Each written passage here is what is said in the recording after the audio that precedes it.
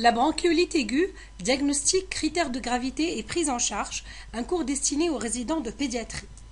Les objectifs sont les suivants: décrire la physiopathologie de la bronchiolite aiguë du nourrisson, établir le diagnostic positif d'une bronchiolite aiguë chez un nourrisson en se basant sur les données anamnéstiques cliniques et paracliniques, évaluer la sévérité d'une bronchiolite aiguë chez un nourrisson en se basant sur les données anamnéstiques et cliniques, et enfin planifier la prise en charge thérapeutique d'un enfant ayant une bronchiolite aiguë. Donc, il faut savoir que la bronchiolite aiguë, c'est l'infection respiratoire virale qui est épidémique, saisonnière, qui a un diagnostic clinique et qui touche les nourrissons de moins de 24 mois. C'est l'infection respiratoire basse la plus fréquente en pédiatrie et la principale cause d'hospitalisation chez le nourrisson pendant la période automno-hivernale. Sur le plan épidémiologique, donc le virus responsable pour 60 à 90% des cas, c'est le virus respiratoire syncytial, le VRS.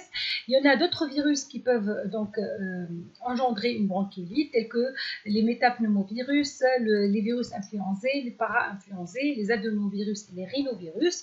La transmission, elle peut être directe via les sécrétions contaminées ou bien indirectes par les mains ou bien les matériels souillés. Donc voici donc un schéma qui vous montre à peu près la physiopathologie de la bronchiolite aiguë donc virale.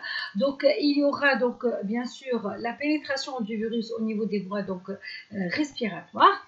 Donc et puis donc ça va engendrer une invasion au niveau donc des cellules épithéliales et donc le virus va s'attacher et il y aura une activation donc des cellules donc nasopharyngées et respiratoires et une réaction inflammatoire importante va être donc engendrée, ce qui va donner donc un collapsus alvéolaire, une obstruction de l'œdème, des signes inflammatoires et parfois même une donc altération de l'épithélium respiratoire et ça va donner donc une altération du mucus donc respiratoire et donc des obstructions, une obstruction, un collapsus alvéolaire et la suite donc des signes engendrés par cette invasion virale. Donc le diagnostic, donc il faut savoir que le diagnostic de la bronchiolite il est clinique. C'est souvent un enfant qui est âgé de moins de 2 ans, avec la notion de comptage viral au niveau familial, au niveau des collectivités, en particulier les crèches, ou bien un enfant qui est hospitalisé pour une autre cause et qui est contaminé donc à l'hôpital, ou rien que par un passage aux urgences. Il faut savoir que le diagnostic, comme on a dit, repose sur un premier épisode de dyspnée sifflante. Donc, comme vous voyez sur ce diagramme, donc un premier épisode de dyspnée sifflante avant l'âge de 12 mois, c'est une bronchiolite. Le deuxième épisode avant l'âge de 12 mois, s'il n'y a pas d'atopie personnelle ou familiale, c'est une bronchiolite. Mais s'il y a une atopie, on peut évoquer donc un asthme du nourrisson. Et en tout cas, le troisième épisode de dyspnée sifflante avant 12 mois, c'est dans tous les cas un asthme du nourrisson.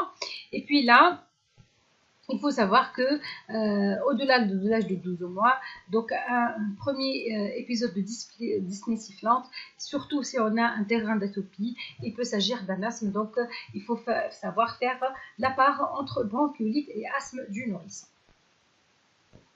Donc généralement, il existe des prodromes qui vont survenir 2 à 5 jours avant, faits de rhinite ou une obstruction nasale, une toux sèche, un éternuement, une fièvre modérée. À la phase d'état, il va y avoir une polypnée à prédominance expiratoire, un freinage avec un wheezing, des signes de lutte respiratoire. L'auscultation pulmonaire va montrer des râles sibilants ou crépitants ou bien les deux. Il faut savoir que les râles crépitants, ça traduit en fait la composante alvéolaire. Donc généralement, c'est ce qu'on appelle la bronchoalvéolite. Et comme vous voyez sur ces photos, comme vous voyez, donc il y a là, les signes, donc le tirage intercostal et ça, et là vous voyez donc le tirage donc sous-costal. Il y a une forme particulière que vous, résidents, il faut la connaître, c'est la bronchiolite apnéisante. Ça, il faut faire attention. Donc l'apnée, elle peut être inaugurale. Il faut savoir qu'elle se voit volontiers chez le nouveau-né et chez le très jeune enfant nourrissant, avant l'âge de 2 mois, chez un ancien prématuré, un dysmature. Si la fréquence respiratoire elle est inférieure à 30 000 cycles par minute ou bien supérieure à 70 cycles par minute, il faut faire attention, il faut chercher une apnée.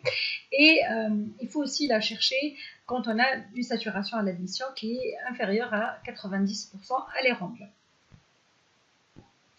Il faut savoir que la majorité des bronchiolites, ce sont des bronchiolites qui ne nécessitent pas l'hospitalisation, c'est-à-dire il n'y a pas de signe de gravité, mais c'est pour ça qu'il faut connaître ces signes-là pour justement connaître les indications d'hospitalisation. Donc il faut savoir que ces critères de gravité, il y en a ceux qui sont liés au terrain, ceux qui sont liés à la sévérité clinique et il y a des paramètres donc gazométriques. Donc ceux qui sont liés au terrain, c'est surtout un nourrisson qui est âgé de moins de 6 semaines, il faut l'hospitaliser. Un ancien prématuré, surtout si une prématurée qui est inférieure à 34 semaines d'aménorrhée. L'existence d'antécédents de cardiopathie, de pathologie neuromusculaire ou d'humino-dépression, ou bien un terrain qu'on connaît, par exemple donc un terrain de pathologie respiratoire donc sévère. Et puis il y a des facteurs qui sont liés à la sévérité clinique, c'est la forme apnéisante, l'intensité de la détresse et les difficultés de l'alimentation. Et comme vous voyez, il y a un score clinique, c'est le score de Wang qui est modifié. C'est un score clinique de gravité de la bronchiolite aiguë du nourrisson.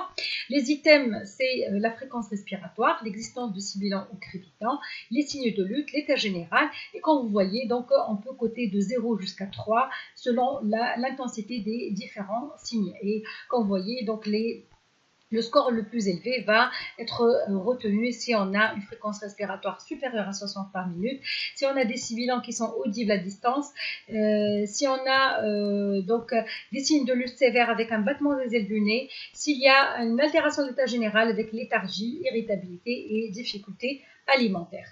Donc un score entre 0 et 4, c'est une bronchiolite qui est sans signe de gravité. Si le score il est au moins égal à 4 et inférieur à 8, c'est une bronchiolite de gravité modérée. Et si le score dépasse ou égal à 8, dans ce cas-là, c'est une bronchiolite sévère. Il y a aussi les critères donc gazométriques ou oxymétriques plutôt. C'est le fait d'avoir une saturation basse inférieure à 92%. Ça constitue un facteur de risque important d'hospitalisation et de forme sévère. Une saturation supérieure à 94% sous air ambiant, c'est un élément rassurant.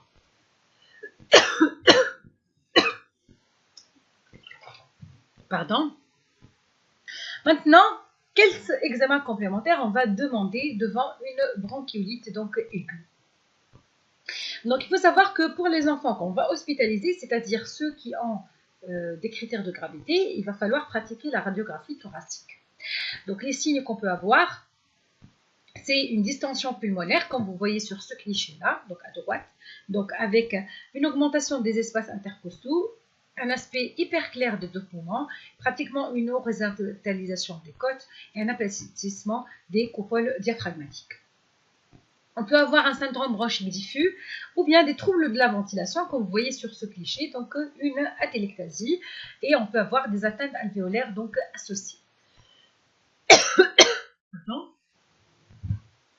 Alors, quand est-ce qu'on va demander une radiographie thoracique?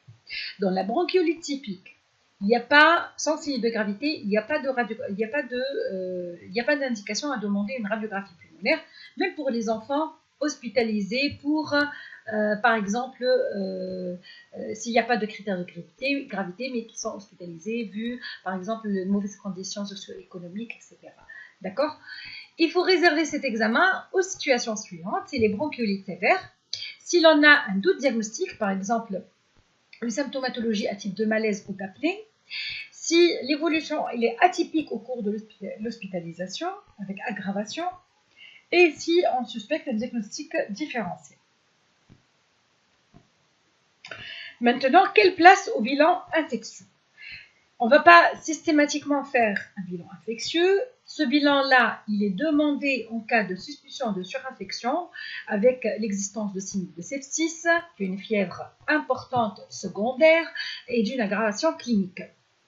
Il faut savoir que le bilan infectieux va être demandé à chaque fois qu'on a une fièvre chez un nourrisson de moins de 1 mois, donc à l'âge néonatal, il faut le faire si le nouveau-né est fébrile, ou bien quand on a quand on a un nourrisson qui est fébrile mais âgé entre l'âge de 1 et 3 mois, c'est un petit nourrisson.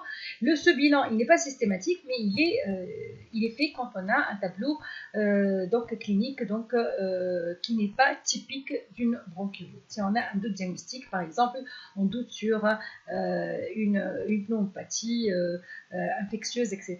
Dans ce cas-là, il faut faire ce bilan-là. Donc, pour vous dire que finalement, avant l'âge de 1 mois, on va faire systématiquement ce bilan infectieux si le nouveau-né il est fébrile ou en cas de signes donc de surinfection, de sepsis, d'aggravation clinique ou d'apparition d'une fièvre secondaire. La gazométrie, pareil, elle n'est pas systématique, elle est demandée si la bronchiolite est sévère. Il existe 2 degrés de gravité sur la gazométrie. C'est une hypoxie normocapnie corrigée par l'oxygène ou une hypoxie hypercapnie témoin de fatigue et de risque de décompensation. Ça, c'est très important. Maintenant, quel diagnostic différentiel si on est devant un nourrisson qui se présente pour une dyspnée sifflante, un premier épisode, et tout ce qui siffle là, c'est pas une bronchiolite. Donc il faut connaître qu'il y a d'autres diagnostics qu'on va évoquer. À chaque fois que l'âge de l'appréhension il est acquis, il faut savoir suspecter une inhalation de corps étranger, les pathologies d'inhalation, en particulier le reflux gastro-œsophagien, les anomalies vasculaires telles que les anomalies des arcs aortiques, la cardiopathie congénitale méconnue, la coqueluche, donc ça c'est de plus en plus fréquent dans notre contexte, il faut savoir l'évoquer, une bronchopneumopathie, donc ça on va faire le diagnostic sur la radiographie thoracique, ou une mycovéscideuse. D'accord? Donc ça c'est important. À ce moment-là, on va voir surtout donc, des signes à type de retard staturo-pondéral, plus ou moins des signes digestifs associés, ainsi de suite. L'évolution de la bronchiolite, elle est généralement favorable en 6 à 8 jours. On peut avoir une évolution subaiguë ou une évolution à long terme. Donc les complications à la phase aiguë, il peut s'agir de complications mécaniques, c'est la survenue d'un pneumothorax ou bien d'un pneumomédiastin, l'apnée, c'est surtout l'apanage du prématuré, les difficultés alimentaires, l'anorexie, les fausses routes, les vomissements, l'insuffisance respiratoire aiguë nécessitant une assistance ventilatoire, le décès. Il faut savoir que dans les pays développés, la mortalité elle est faible, mais chez nous, il y a encore donc des taux de décès qui sont plus ou moins importants et qui varient selon les centres. Il existe un risque aussi de complications à type de surinfection bronchique et en faveur de surinfection bronchique, c'est une fièvre persistante au-delà de 3 jours, une otite moyenne aiguë, un aspect purulent des sécrétions bronchiques et l'existence d'un foyer à la radiographie thoracique. L'évolution subaiguë, c'est la persistance de sibilance au-delà de 2 à 3 semaines. C'est assez fréquent en pratique. Et il peut y avoir une récidive d'épisodes de dyspnée sifflante. Et à ce moment-là, il faut savoir évoquer le diagnostic d'asthme du nourrisson. Actuellement, on parle d'un asthme du nourrisson quand on a plus de 3 épisodes de dyspnée sifflante avant l'âge de 2 ans, ou quand on a au moins 2 épisodes, donc avant l'âge de 1 an. Donc le fait de faire 2 épisodes de dyspnée sifflante avant l'âge de 1 an, ça fait suspecter donc un asthme du nourrisson. Donc ça entre dans la définition. Aussi, on peut avoir un risque de bronchiolite oblitérante qui est des séquelles de virose et qui peut créer donc une insuffisance respiratoire chronique. Donc c'est exceptionnel, mais ça existe. C'est surtout donc des terrains particuliers. L'évolution à long terme, on peut avoir des séquelles bronchiques et bronchiolaires. Un certain nombre d'études évaluant la fonction respiratoire 5 à 10 ans après une bronchiolite aiguë chez des patients, même asymptomatiques, font état de la fréquence des obstructions périphériques résiduelles, voire même d'hypoxémie. Donc à la radiographie, on peut avoir une distension ou une atelectasie sous-segmentaire. On entame maintenant la prise en charge. En fait, le diagnostic de la bronchiolite, il est pratiquement facile, donc il est évident. Et il faut rapidement éliminer d'autres diagnostics différentiels. Et le temps important, c'est la prise en charge de cette bronchiolite. Donc il faut savoir que la prise en charge de la bronchiolite, c'est un sujet de controverse. Et il faut savoir que le traitement, il est essentiellement symptomatique. On n'a pas trop de moyens à proposer. Donc ça, c'est très important.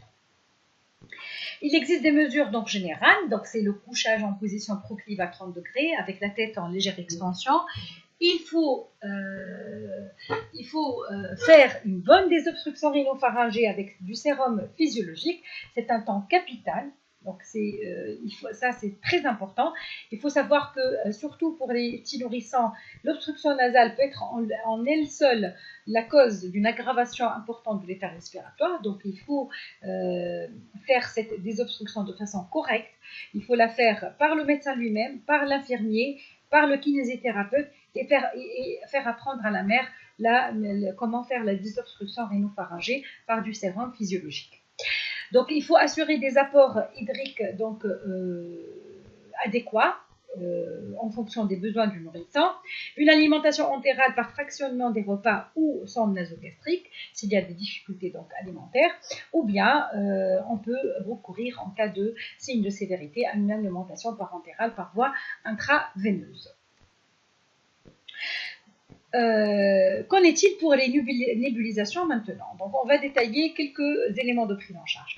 Donc, pour le traitement, pour les mesures générales, donc ça c'est systématique, il faut le faire pour tout nourrissant qui se présente pour une bronchiolite.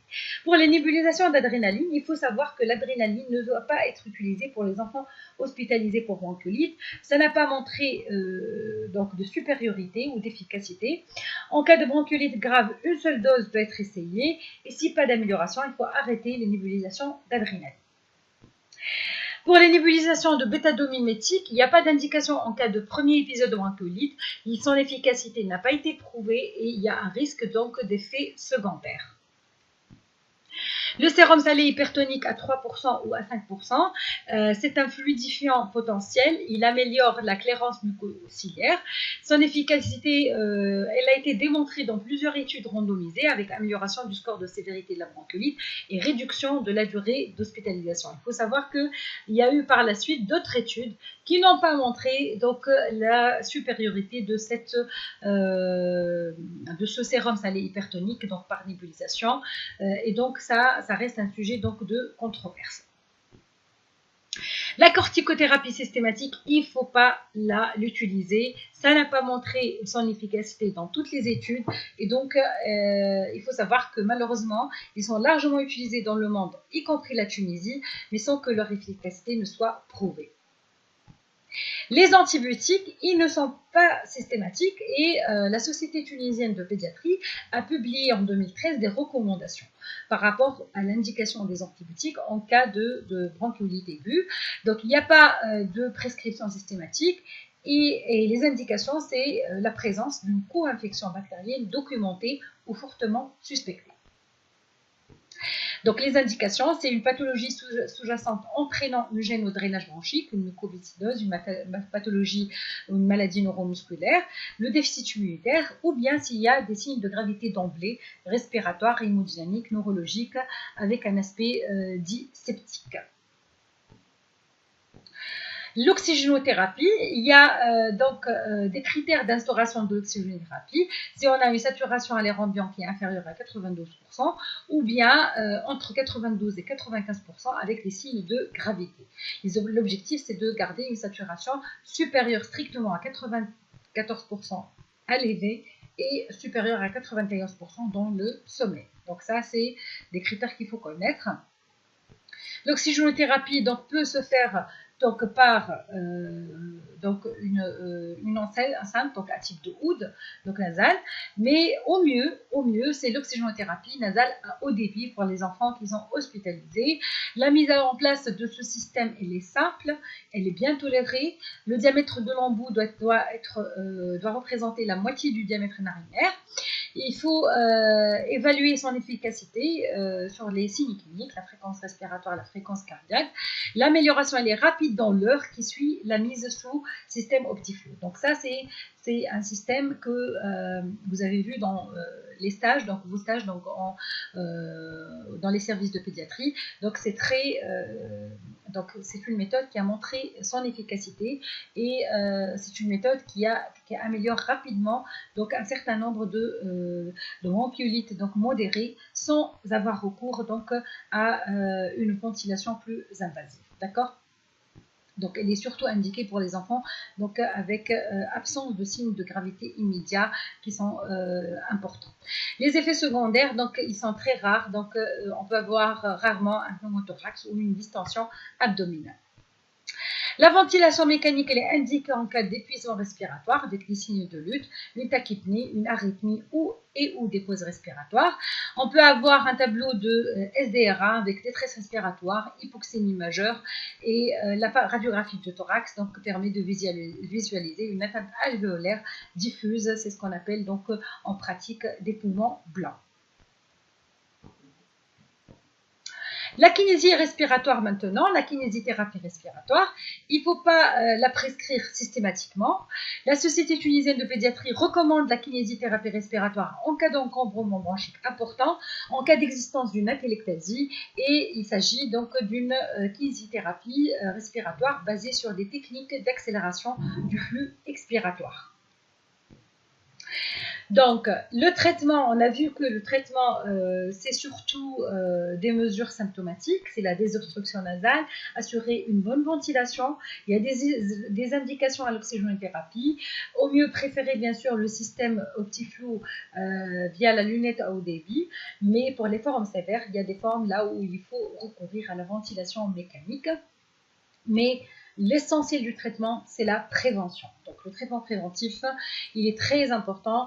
Il est basé sur les mesures d'hygiène, à savoir le lavage simple des mains à l'eau et au savon, ou les antiseptiques hydroalcooliques, le port de blouse spécifique aux patients et le regroupement géographique des enfants atteints de bronchiolite pourrait permettre d'éviter la transmission du virus aux enfants admis pour une autre pathologie.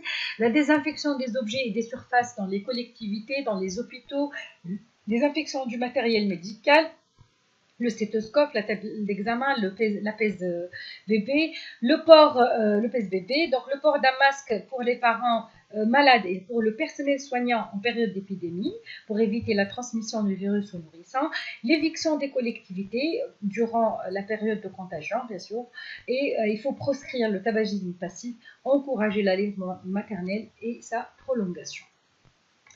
Donc, en conclusion, la bronchiolite, c'est l'infection respiratoire à base la plus fréquente en pédiatrie. Dans la majorité des cas, cet épisode viral saisonnier ne nécessite pas d'hospitalisation et une prise en charge ambulatoire adéquate peut permettre d'éviter des complications. Le traitement, il est basé surtout sur des mesures symptomatiques. Le meilleur traitement reste la prévention de l'épidémie et la limitation de sa propagation par des mesures d'hygiène strictes et en agissant sur les facteurs favorisants reconnus comme le tabagisme passif. Et avant de finir, donc, je vous présente cette évaluation. Donc, une question donc, QCM. L'obstruction des branches distales au cours de la bronchiolite est due au bronchospasme, à l'inflammation bronchique, à l'hypersécrétion bronchique, à la bronchoconstriction ou à l'œdème de la muqueuse. Les bonnes réponses, c'est l'inflammation bronchique, l'hypersécrétion bronchique et l'œdème de la muqueuse. C'est surtout ces trois phénomènes qui donnent l'obstruction des branches distales. Donc, une question à réponse courte, énumérer les critères de gravité d'une bronchiolite. Ça représente les critères d'hospitalisation. Donc, il faut les connaître donc, par tous les résidents. Les réponses, c'est un âge inférieur à 6 semaines, la prématurité inférieure à 34 semaines, les antécédents de cardiopathie, pathologie neuromusculaire, immunodépression, une pathologie respiratoire grave telle que la mucoviscidose, une forme apnéisante, apnéisante, l'intensité de la détresse comme décrit dans le score, les difficultés de l'alimentation, la léthargie, l'irritabilité, une saturation inférieure à 94% à l'air ambiant. Donc ça, c'est les critères pour hospitaliser un enfant et ça représente des critères donc, de gravité en cas de bronchiolite. Et je vous remercie de votre attention.